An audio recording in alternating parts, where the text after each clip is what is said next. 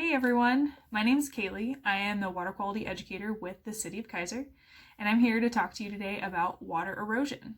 So I've got an activity that I'm going to share with you all to walk you through and kind of show you about the impacts of erosion and to show you how water can impact our landscapes and change the areas around us.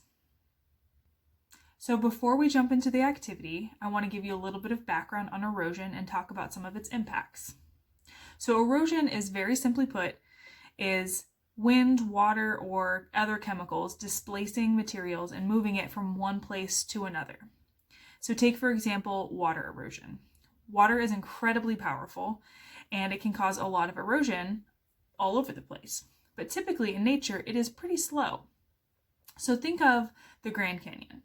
So as the Colorado River has run through that canyon, over time, over thousands and thousands of years, it has actually caused the canyon walls to be deeper and deeper, and it's created caves and mounds all over the place. And that's due to water erosion. So as water has run through that canyon, it has picked up rock and rubbed the sides and removed and displaced a lot of those materials downstream. And so as long as the Colorado River is running, it will continue to create a deeper and deeper canyon and a lot of different shapes and change the way that the Grand Canyon looks. So the way that it looks today, it will never look the same again because of water erosion. So that is a really, really big example. But a much smaller example is if you've ever been to the beach and you've seen a piece of beach glass, something like this. What once started out as a really sharp piece of glass, over time has been worn down by the waves and the water crashing over it and has smoothed the edges so that it's not as sharp. And that's the same thing. That's called water erosion. So over time, the edges have been smooth and the particles of the glass have been removed by the water and displaced somewhere else. So that's a really simple example of water erosion. But erosion is a natural process that happens all around us all the time. However, there are certain things that we do as humans that impact our environment and actually cause erosion to be much more harmful because it happens a lot faster than in natural processes. So one really good example of this is, say, when we're building a new house. Typically, when you have to build a house, you have to remove all of the vegetation, you have to remove the trees and the grass, everything surrounding it, so that you can build your foundation and build a solid house on that ground. But when that happens, you're left with bare, exposed soil, and so when it rains, the rain can't be, the energy from that rain doesn't hit anything else other than the soil, and so it breaks up the soil, and it causes all of that soil to potentially be run off of that site and into our waterways. And that can have some really serious impacts for our water. Some things like turbid water may cause the temperature to increase. It also might cause some harmful things for fish and other wildlife. That, for instance, fish, as they breathe water through their gills, the soil that gets caught in that water can actually cut their gills and cause some significant damage. So some of those impacts are caused by when erosion happens too quickly. So water erosion or erosion in our waterway can typically be a negative thing. So one of the things that I educate about all the time is trying to decrease the amount of erosion that we have impacting our waterways. And one way that we promote to do that is by planting trees and native plants so that instead of having bare soil and exposed soil around us, that water, either as it flows or as it rains, can displace and move into our waterways. The plants actually have roots that will cling onto the soil and prevent it from moving downstream anywhere and causing harm. So that's kind of a basic overview of erosion and water erosion and some of the reasons why we want to try and prevent that from happening too quickly. And in the next activity that I'm going to walk you through, hopefully you'll see all about the impacts of erosion. You'll get a little bit dirty, but it'll be a lot of fun. Okay guys, so I came outside to do this activity. I wanted to make sure that if I spilled and I got kind of messy, that it didn't matter too much. So if possible, it'd be great to do this activity outside because you are dealing with soil or dirt and water and it could get kind of messy. But if you have to do it inside, that's okay too. Just make sure that you talk to your parents and figure out a clean space that's going to work for them, and that you have your towels and all of the materials necessary just in case you spill. You can clean it up really easily. So this activity is really about water erosion. So we talked about what erosion is.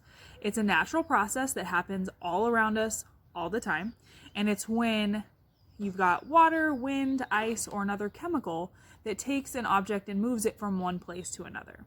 So just like with the Grand Canyon example, it would just be like over years and years, millions of years, you have water that is rushing through rock and displacing it, moving rock and material from one place to another. And that's how that canyon is formed.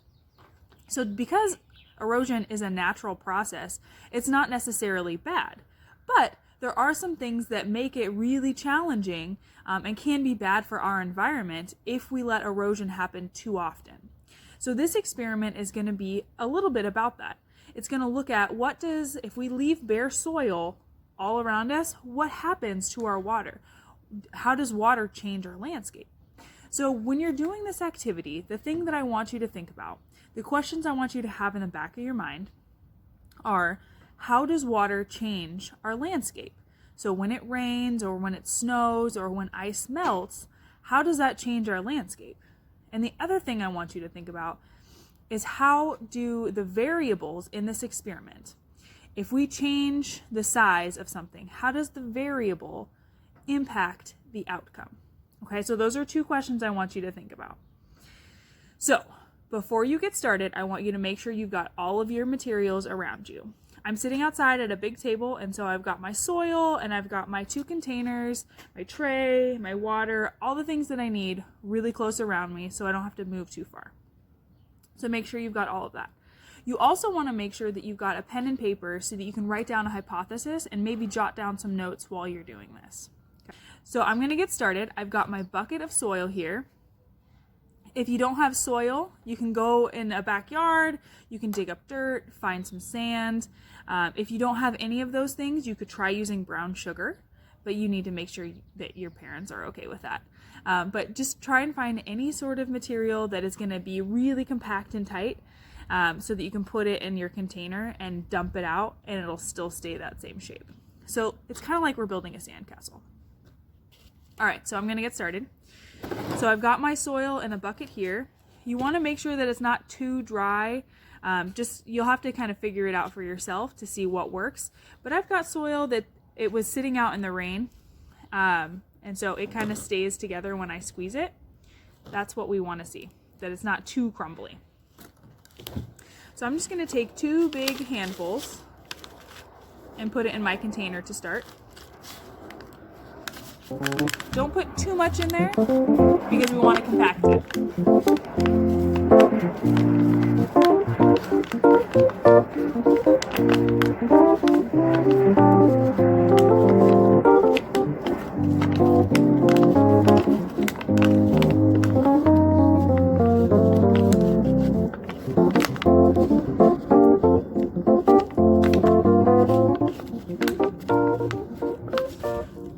So I squished that down really, really well. So I put about 2 handfuls in there and I squished it down so that it's only about this high in the container. Now I'm going to do it again. Take another couple of handfuls, put it in there, and I'm going to compress the soil.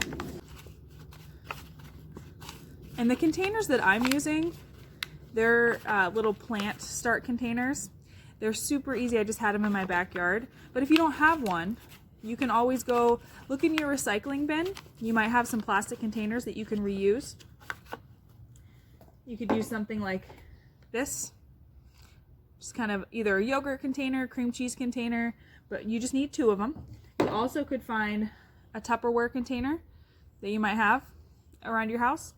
Those would be good things. You just want to make sure that they're about the same size. All right, so I think that's pretty good. So I filled my container about halfway full. You don't want to fill it all the way because then that's just a lot of soil to deal with. This should be good enough. So I'm going to do the same thing with my second container.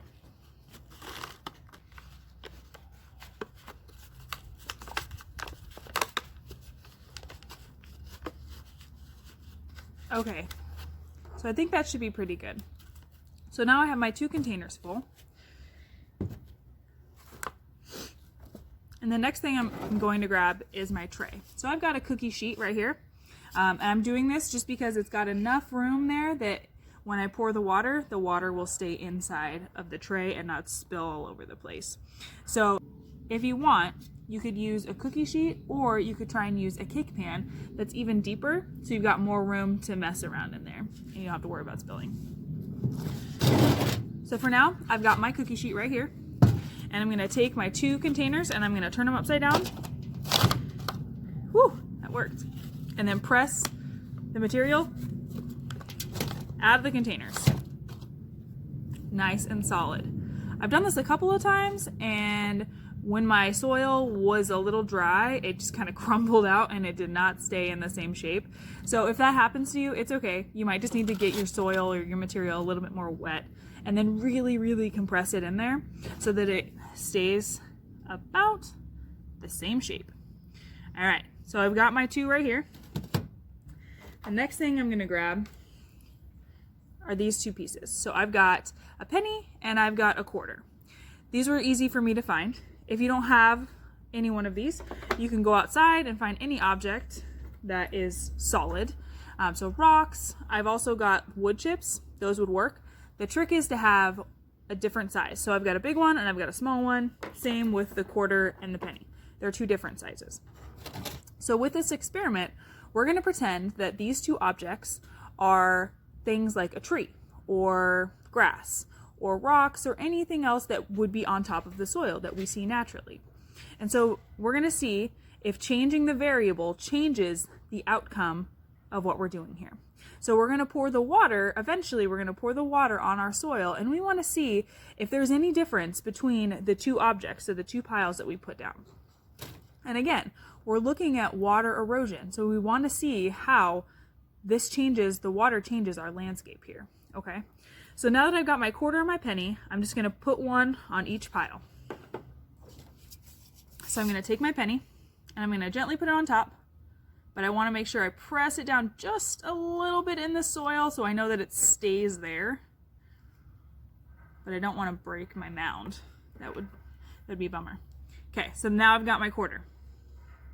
Do the same thing, kind of squish it on top there so it stays, but not so hard that I ruin the mound.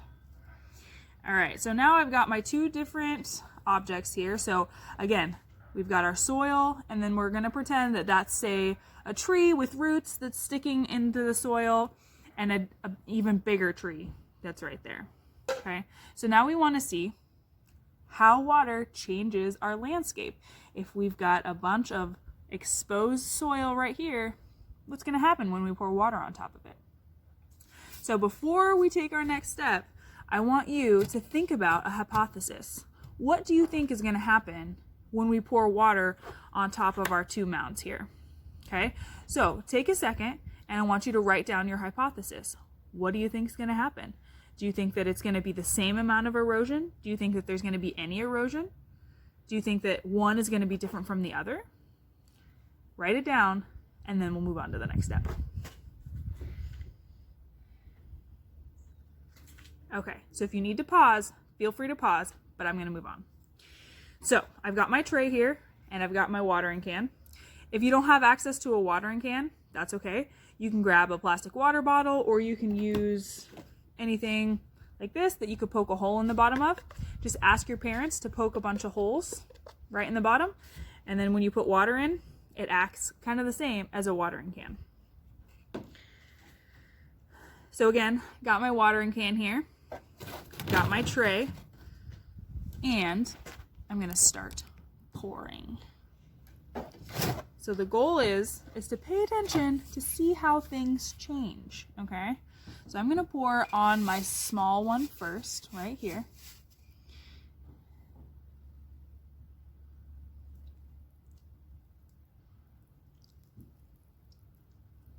So it's very slow, and it might take a little while for this to happen.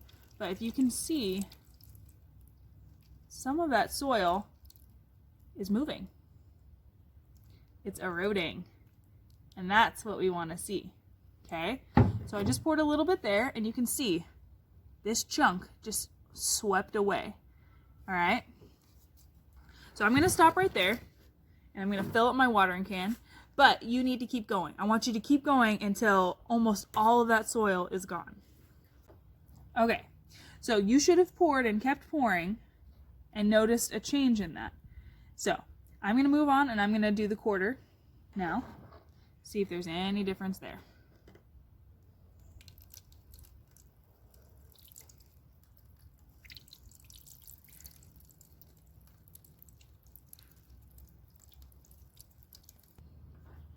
Okay, so I'm all finished pouring my water on top of my soil mounds.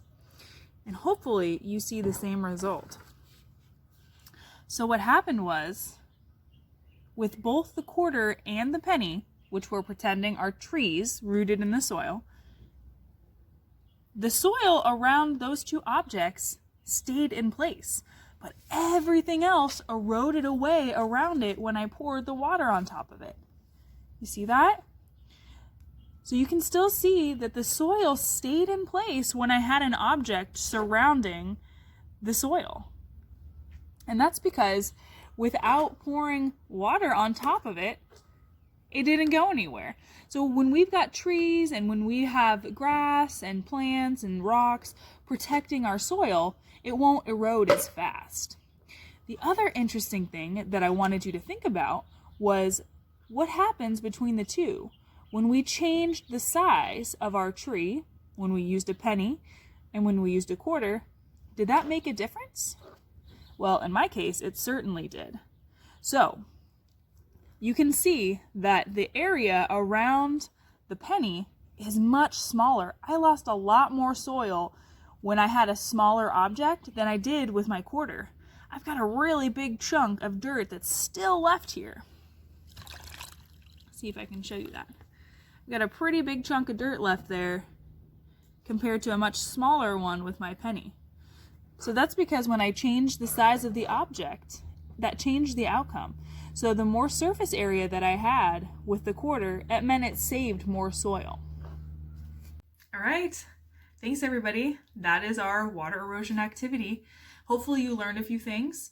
But remember, the best thing that we can do to reduce the impact of erosion on our water quality is to plant trees, plant native plants, just to make sure that we don't have too much bare exposed soil so that when it rains or water flows over that surface, that it doesn't displace it too much. Hope you guys had fun.